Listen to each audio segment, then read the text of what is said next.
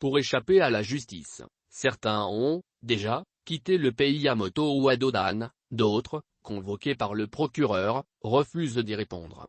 D'autres encore, sous mandat d'arrêt international, continuent leur fuite à travers le monde, tandis que ceux qui sont encore au pays, multiplient les sacrifices pour échapper aux fouineurs du pôle économique et financier.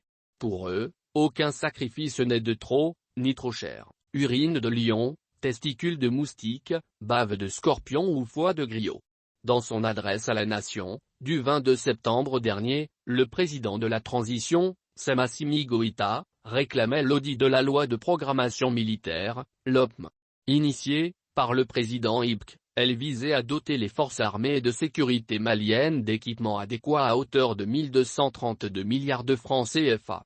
Résultat, certains avions, interdits de vol en Europe, avaient été commandés pour l'armée. Avant qu'ils ne soient cloués au sol, quelques jours, seulement, après leur réception. De simples chaussettes avaient été surfacturées à 30 000 francs CFA la paire. Comme si, elles étaient capables d'arrêter les balles. Et comme si tout cela ne suffisait pas, personne ne peut, jusque-là donner le prix exact auquel le Boeing présidentiel a été acheté. Certains avancent 22 milliards de francs CFA, d'autres, 18 ou 20 milliards de francs CFA. Dans une déclaration publique, Soumeylou Boubèye Maïga, ministre de la Défense d'alors, annonçait que l'avion présidentiel avait été acheté à 17,4 milliards de francs CFA. Depuis, l'interpellation et l'incarcération de Soumeylou Boubèye Maïga et Madame Bouharé Phyllis Sissoko, respectivement, ministre de la Défense puis Premier ministre et ministre de l'Économie et des Finances d'Ibk, la lutte contre la délinquance aux finances financières et l'impunité est entrée dans sa phase décisive. Karim Keïta, fils de l'ex-président de la République, et non moins préside de la commission défense de la défunte Assemblée nationale, est cité, tout comme Boubèye et Phyllis Sissoko, dans le dossier dit des équipements militaires et de l'avion présidentiel. En fuite, il fait l'objet d'un mandat d'arrêt international. Plus de 100 opérateurs économiques, bientôt, jugés pour crimes économiques autres personnes convoquées par le procureur de la Cour suprême, Moustapha Barka.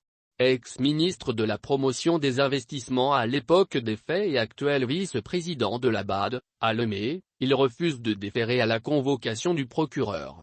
Selon une source judiciaire, proche du dossier, plus d'une centaine de personnes devront être entendues, les jours à venir, par le procureur en charge du pôle économique et financier. Avant, peut-être, de rejoindre à la maison centrale d'arrêt de Bamako, leur co-accusé, Mahamadou Camara, ex-chef de cabinet et ex-ministre de la Communication et de l'Économie numérique, ainsi que d'autres officiers et sous-officiers de l'armée. En attendant, Soumeylou Boubèye Maïga, incarcéré le 26 août dernier, à la prison centrale de Bamako, sera jugé, dit-on, par la cour d'assises, lors d'une session spéciale consacrée aux crimes économiques.